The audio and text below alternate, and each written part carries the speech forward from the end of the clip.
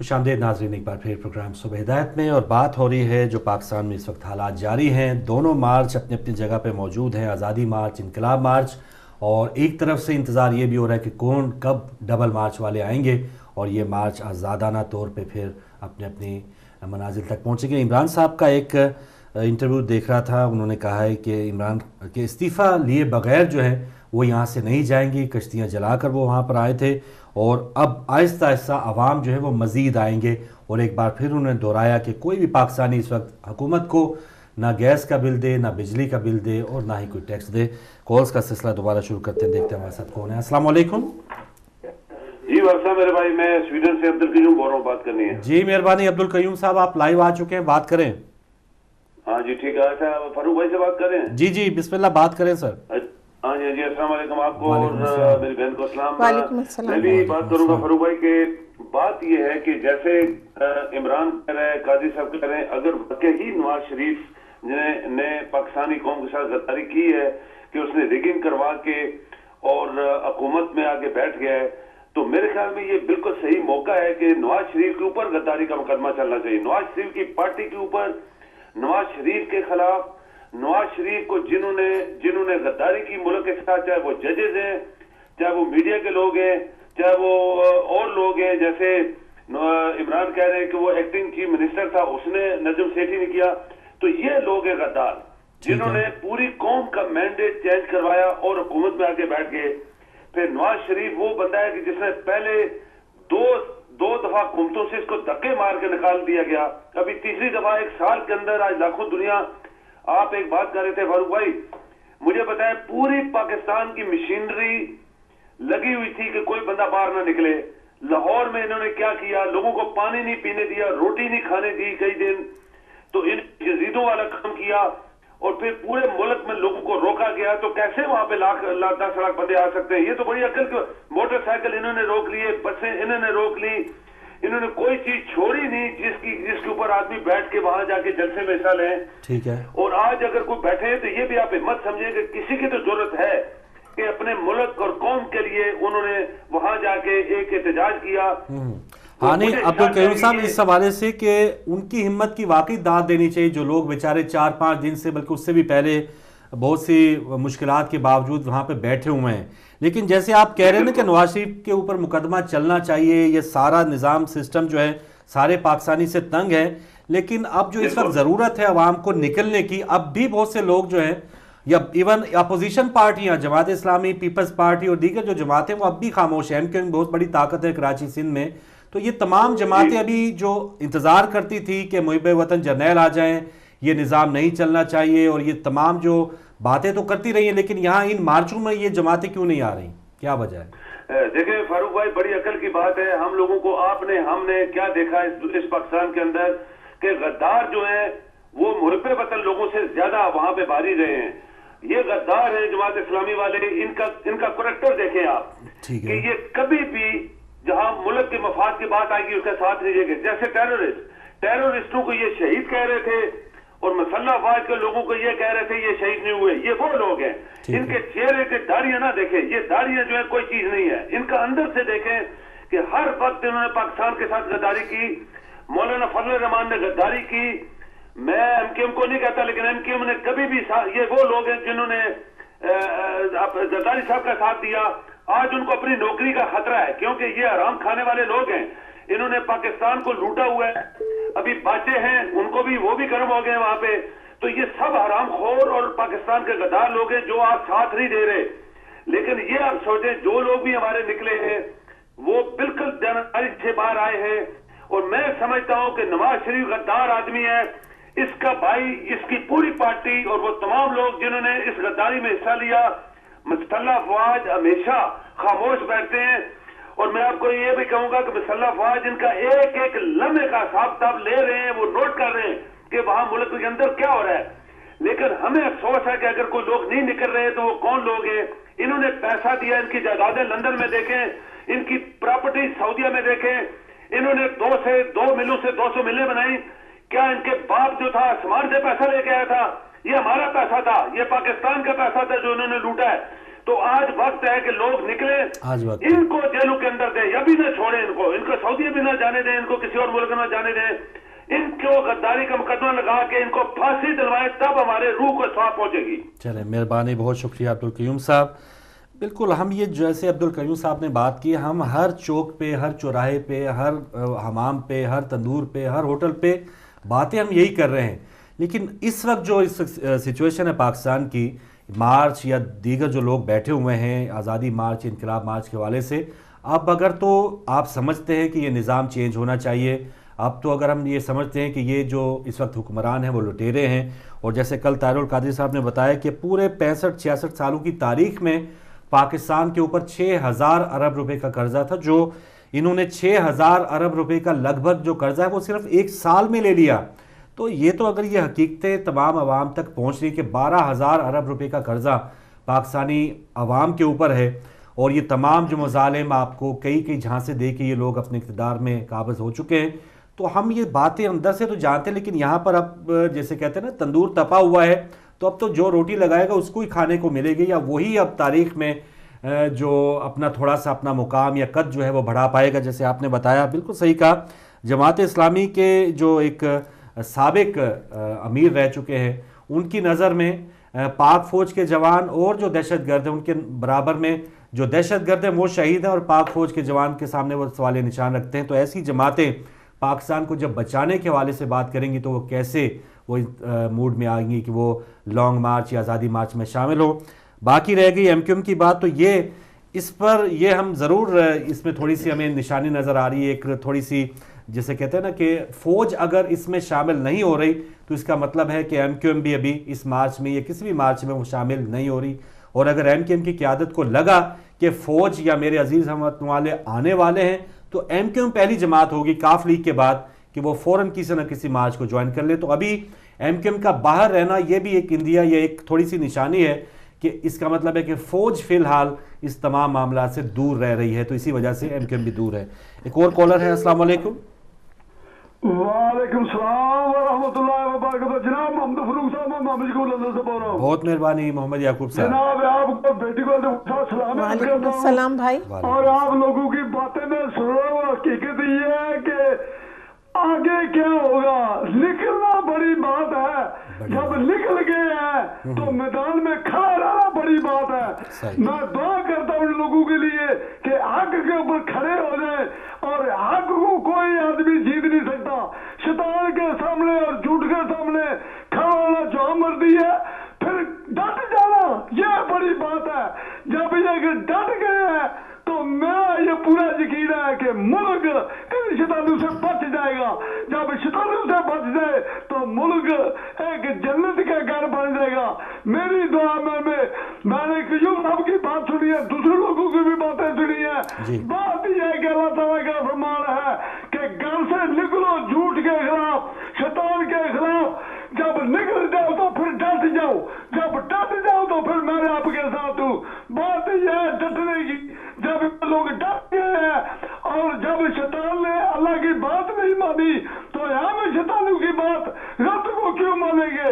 ڈٹنا چاہیے, جو مرضی ہے ڈٹ کر شیطانوں کا مقابلہ کرتے رہو, تو انشاءاللہ تعالیٰ جیت ہمارا پاکستانیوں کی ہے. زندہ باد پاکستان. اسی کے ساتھ جانا چاہتا ہوں اور ڈائریکٹری کو بھی زندہ باد کہتا ہوں. اسی کے ساتھ جانا چاہتا ہوں اور آپ شیطانوں کا شکریہ. اور جناب کو عاطف کے ساتھ بہت شکریہ, اللہ حافظ. بہت شکریہ محترم محمد یعقوب صاحب. بالکل ایسے ہی جذبات والے ہم واقعی سلام پیش کرتے کہ اتنے دنوں سے سسٹم مشکلات کے باوجود لوگ, بزرگ, بہنیں, بچے تقریباً وہاں پہ ان مارچوں میں شامل ہیں. تو ایک سوال یہ اٹھ رہا ہے کہ ہم دیگر اپوزیشن جماعتوں کو تو کہہ رہے ہیں کہ وہ ان مارچز میں شامل نہیں ہو رہے. ابھی تک یہ دونوں مارچ بھی آپس میں شامل نہیں ہیں. اب ایک جو ہے وہ ایک کا رخ مشرق کی طرف ہے, ایک کا مغرب کی طرف ہے. تو اس سے بھی جو حکومت ہے اس کو کوئی فکر نہیں پڑ رہی کہ اگر یہ چلیں 20-20 ہزار کہہ لیں یا لاکھ لوگ بھی کہہ لیں, تو اگر یہ 2 لاکھ بن کے کوئی سٹانس بنائیں گے تو امید کی جانی چاہیے کہ اگلے جو جیسے الٹیمیٹمز انہوں نے دیے ہوئے ہیں تو آگے چل کے ہی صحیح شاید انہوں نے اپنا یہ کارڈ جو ہے ٹرمپ کارڈ آگے کے لیے رکھ چھوڑا ہو. لیکن جب تک یہ اکٹھے نہیں ہوں گے تب تک یہ حکومت کے لیے کوئی اتنا مسئلہ نہیں نظر آ رہا, اور جب پھر فوج بھی کوئی اسلحہ ان کے لیے کوئی مسئلہ نہیں بنا رہی. تو ابھی یہ ہے کہ دونوں مارچ کب اکٹھے ہوں گے، یہ بھی سوال ہے۔ ایک اور کالر، السلام علیکم۔ جی وعلیکم السلام، یار مدد فاروق نظر اور میری محترمہ بہن۔ جی مہربانی، ہمارے ساتھ کون، کہاں سے؟ سید امداد حسین پیرس سے بات کر رہا ہوں جی۔ جی مہربانی۔ دیکھیے فاروق نظر بھائی، پہلی بات یہ ہے کہ میجورٹی اتھارٹی، جی جتنے لوگ بھی جماعت اسلامی سمیت جی اسلام کے نام پر پارٹیاں بنائے بیٹھے ہیں، ٹھیک ہے یہ سب خوارج کے ایجنٹ اور دلال ہیں۔ ٹھیک ہے جتنے پولیٹیکل ڈیموکریٹک پارٹیز ہیں یہ راج کے ایجنٹ ہیں اور اپنی خواہشات اور اپنے مفادات کے لیے یہ اس وطن میں رہنا پسند کرتے ہیں۔ ٹھیک ہے تو میجورٹی اتھارٹی ہوتی ہے، لہذا اطہار القادری کے دھرنے میں کیوں کر جائیں گے؟ ٹھیک ہے ٹھیک ہے، آپ کی بات کا ساتھ کون دے گا؟ لیکن امداد صاحب پوری دنیا یعنی پاکستان تو بھرا پڑا ہے ایسے مظلوموں سے کہ جو اس حکومت سے تنگ ہے۔ چلے جماعت اسلامی والے نہیں جاتے، دیگر عوام کے لیے تو فری ہینڈ ہے، اب کنٹینر وغیرہ کوئی بھی نہیں ہے تو ان کو نہیں جانا چاہیے۔ اب میں گنتی کر کے بتاؤں، ایک کا نام جماعت اسلامی ہے، ایک کا نام جماعت دعویٰ، ایک کا نام تحریک علماء اسلام ہے، ایک کا نام جمعیت العلماء، یہ کتنی جماعتیں ہیں؟ یعنی اس کا مطلب ہے پھر انہی جماعتوں کا قبضہ ہوا پاکستان پہ؟ بس آج تک یہ قابض ہے دین کے نام پر بھی، ٹھیک ہے، اور ہے یہ جماعتیں سب تکفیری ہیں، حرامزادے ہیں۔ چلیں آپ بالکل تھوڑا سا پارلیمانی زبان میں تنقید بھی کریں، ان کی جو بھی جیسچرز ہیں اس پر ہم تنقید کر سکتے ہیں، لیکن گالی اور گولی یہ دونوں چیزیں ہمارے مسلک میں نہیں ہیں، تو پھر ہم کس طرح اجازت دے سکتے ہیں۔ ایک اور کالر ہمارے ساتھ، السلام علیکم۔ جی السلام علیکم۔ جی وعلیکم السلام سسٹر۔ جی فاروق میاں، جی جی بسم اللہ۔ میں نسیم رضا بول رہی ہوں۔ فاروق میاں، میں یہ پیغام دینا چاہتی ہوں کہ سب لوگوں کو جو پاکستان میں بیٹھے ہیں کہ بھائی نکلو اپنے گھروں سے۔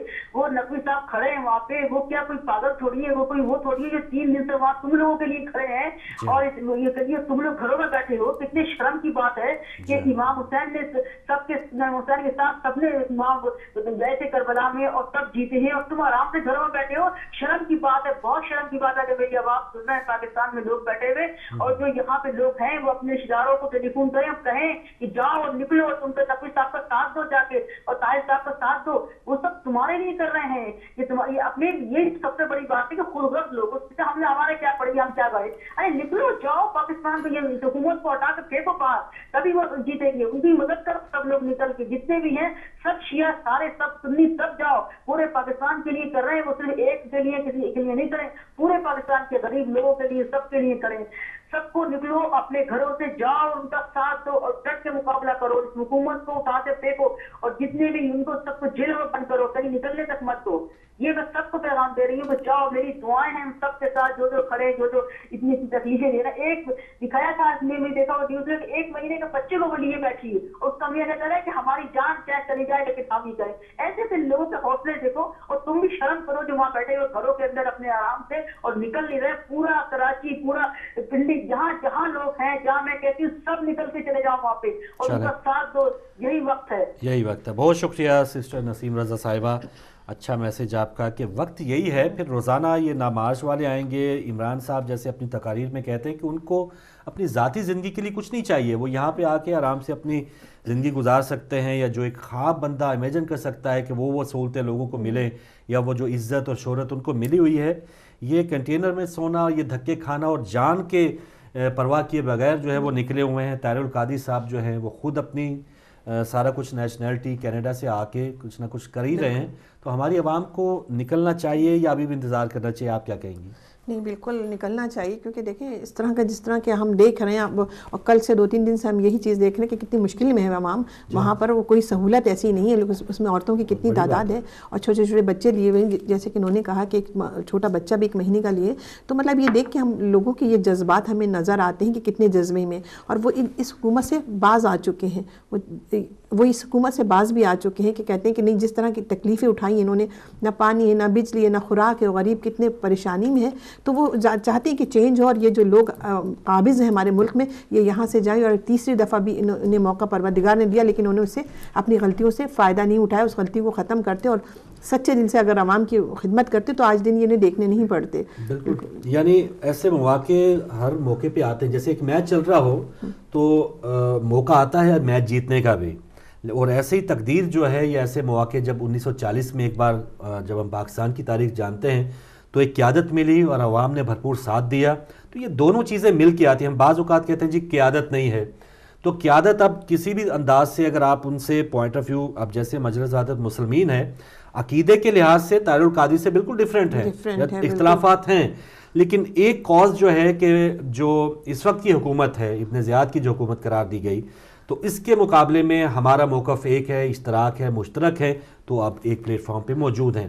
تو ایسے لوگوں کو سوچنا چاہیے کہ بجائے کہ آپس میں تفریق رہے, اگر آپ کو اس حکومت کی پورے سال کی کارکردگی, یا جیسے طاہر القادری صاحب نے کہا کہ کہاں 66 سالوں میں 12,000 ارب کا قرضہ اور کہاں نہیں پورے 65 سالوں میں 6,000 ارب کا قرضہ اور پھر ایک سال میں 6,000 ارب کا قرضہ, تو اگر ان کو یہ بات واقعی تکلیف دیتی ہے, اور جیسے شاہ صاحب نے کہا قرض اتارو ملک سنوارا سے بہت سی اسکیمیں وہ ایک ہی جگہ پر گئی ہیں, یا لوٹ مار کرنے والوں نے پاکستان کو لوٹ لیا, تو ان تمام چیزوں کو تھوڑا سا اگر آپ یہ سمجھتے کہ کنسرننگ ہے تو آپ نکلیں, آواز تو بلند کریں. اور ایک کالر لینے سے پہلے جو ایک اور ایشو اس وقت پورے 4-5 دن سے ہم میڈیا میں دیکھ رہے ہیں, نیوز چینلز پہ دیکھ رہے ہیں, ان کی ٹرانسمیشن لگاتار جاری ہے, میراتھن ٹرانسمیشن جاری ہے, لیکن وہاں پر وہ کیا کس قسم کا پروپیگنڈا کر رہے ہیں. ایک چینل جو ہے اس کا جھکاؤ بالکل, اور کل اعتزاز احسن صاحب نے ایک چینل کو کہہ دیا کہ بھائی آپ تو پی ٹی وی کی طرح کام کر رہے ہیں, یعنی ایک جو لیبل لگا دیا کہ پی ٹی وی چلے سرکاری چینل ہوگا, اس کی مجبوری ہے کہ جو بھی حکمران آیا اس کو فالو کیا, تو دیگر کچھ جو پرائیویٹ چینلز ہیں وہ بھی سرکاری چینل جیسا کام کر رہے ہیں, اور جو کچھ اور جو حقائق ہیں وہ لوگوں تک بیان نہیں کر رہے. اور کچھ کا جو جھکاؤ ہے, یا کچھ کو اگر نواز شریف صاحب بالکل ہی پسند نہیں ہے تو انہوں نے بالکل سب اتار کے رکھا ہوا ہے کہ ٹھیک ہے یہ جو بھی ہو رہا ہے وہ غلط ہو رہا ہے, اس ایک قسم کا یہ بالکل صحیح بیان کرنے والے چینل جو ہیں وہ اب کافی کم نظر آ رہے ہیں. ان کا کہیں نہ کہیں کوئی جھکاؤ نظر آ رہی ہے حکومت کی طرف یا ان تمام مارچز کی طرف. تو یہ میڈیا کے کردار کو آپ کیسا دیکھتے ہیں, آپ اس پر بھی ضرور بات کریے گا. ایک کالر ہے ہمارے ساتھ. السلام علیکم. جی وعلیکم السلام. جی ہمارے ساتھ کون, کہاں سے؟ جی میں اسپین سے بات کر رہا ہوں, احمد صاحب اسپین سے. جی بھائی بات کریں. جی میں کمنٹ دے رہا ہوں, یہ جو دونوں صاحب پڑھے لکھے ہیں, قادری صاحب اور عمران صاحب, ٹھیک ہے, ایک تو آکسفورڈ میں پڑھا ہے, دوسرا بندہ جو تفسیر پڑھی کیا کا لکھا ہے, یہ کیا کر رہے ہیں پاکستان میں؟ ٹھیک ہے, یہ کہ اس طرح خواب آئے گا چھوٹے چھوٹے بچوں کو لے کے ایسا. اچھی اور بات میں نے کرنی تھی. جی یہ کہہ رہے سامنے ماڈل ٹاؤن جی ہو گیا, جو سب کس نے کیا ہمیں نہیں پتا. جو یہ لال مچھر ہوا اس کا کوئی ذکر نہیں کر رہا. اچھا, جو لال میں اتنے بندے مرے اس کا کوئی ذکر کوئی کچھ نہیں. یہ بندے 2-3 یا 20-25 غلط ہوا ہے, جو مرے ہیں بہت غلط ہوا ہے. اچھا ہمیں نہیں پتا, لیکن نہیں پتا تو ہے نا بھائی. یہ جو اس وقت جو ماڈل ٹاؤن میں جو سانحہ ہوا تھا وہ تو سب کو پتا ہے, انکوائری ہو گئی, رانا ثناء اللہ صاحب کو ہٹایا بھی گیا, کل ایک سیشن جج میں فیصلہ بھی آیا کہ ذمہ دار شہباز شریف ہیں. تو پتا تو ہے کہ پولیس والے اور گلو بٹ کون ہے. ابھی 1 منٹ میں پتا چل گیا کہ وہ اس نے بلدیاتی. اچھا وہ ہو گیا لال مسجد میں کیا ہوا, لال مسجد والوں کو پھر اگلے الیکشن میں کسی نے ووٹ ہی نہیں دیا. مشرف صاحب کے اوپر اب بھی کیسز چل رہے ہیں لال مسجد کا بھی, اور لال مسجد کے اندر سے کیا کیا چیزیں برآمد ہوئی تھی. اتنے دن ہو گئے ہیں, مناج القرآن کی کسی بھی مسجد یا ایسے دفتر سے کوئی اسلحہ ہمیں نظر نہیں آیا. اگر ہوتا تو بہت آسانی ہوتی. اچھا ٹھیک ہے, یہ میری بات سنیں, میں کسی کے خلاف کسی پارٹی کا نہیں ہوں. اب قادری صاحب پڑھے لکھے بندے ہیں, وہ کہہ رہے ہیں مجھے زور پر خواب میں آئے ہیں کہ ٹکٹ پہ جو پاکستان میں لال سے یہ پڑھے لکھا بندہ یہ بات کرتا ہے. چل یہ تو آگے ان کے اور جو لیلا القدر بنا رہے ہیں, یہ کون سا اسلام ہے, کون سا کیا کرے, یہ تو ان کو چاہیے اسلام. اس پہ ہم اختلاف کر سکتے ہیں, اس پہ ہم اپنی الگ رائے رکھ سکتے ہیں بالکل, کہ جیسے عمران خان کے اوپر بھی بہت سے ایسے الزامات ہیں, طاہر القادری صاحب کے اوپر بھی ہے. لیکن اس وقت احمد بھائی کیا آپ سمجھ رہے ہیں کہ پاکستان کو اسی حکومت کے زیر سایہ 4-5 سال اور چلنے دینا چاہیے, یا کیا ہونا چاہیے آپ کی نظر میں؟ نہیں آپ دیکھیں, میں تو ابھی پاکستان سے آیا ہوں, مجھے 1.5 مہینہ 2 مہینے کافی ترقی ہوئی ہے, چور ہیں ڈکیت ہے سب ہے, لیکن ان کو تھوڑا ٹائم دیں. اچھا نہیں, آپ یہ کہہ رہے ہیں کہ چور بھی ہیں ڈاکو ہیں لیکن ان کو ٹائم دیں. نہیں میری بات سنیں, اب جو قادری صاحب کے ساتھ ہیں, جو شیخ رشید اور چودھری برادران, یہی تھے جو مشرف کے ساتھ تھے, یہی ان کو مشورہ دیا. اب جو شیخ رشید پڑھا لکھا بندہ جو زبان یوز کر رہے ہیں, کیا یہ کہنا چاہیے مشرف کا یہ بہت بہت بدتمیز بندے ہیں, بہت بدتمیز, کیسی زبان استعمال کر رہے ہیں. اب یہ کہہ رہے ہیں فوج جو ہے نواز شریف کے باپ کی ہے. اب شیخ رشید صاحب جو پڑھے لکھے بندے اس طرح زیب دیتی ہے. صحیح ہے احمد صاحب, آپ کی آدھی باتوں سے بالکل میں ساتھ دے رہا ہوں کہ بہت سے ایسے لوگ جو ہیں وہ کہہ لیں کہ وقت شناس ہوتے ہیں شاید, یا ایسے سیاستدان ہمیں ورثے میں ملے ہیں کہ کوئی بھی اگر چڑھتا سورج ہو تو اس کے ساتھ ہو لیے. تو ایسے کچھ لوگوں کا آپ نے نام لیا. ایک اگر بریک کے اوپر جا رہے ہیں یا ایک کالر لے لوں, ایک کالر وہ لے لیتا ہوں. السلام علیکم. وعلیکم السلام.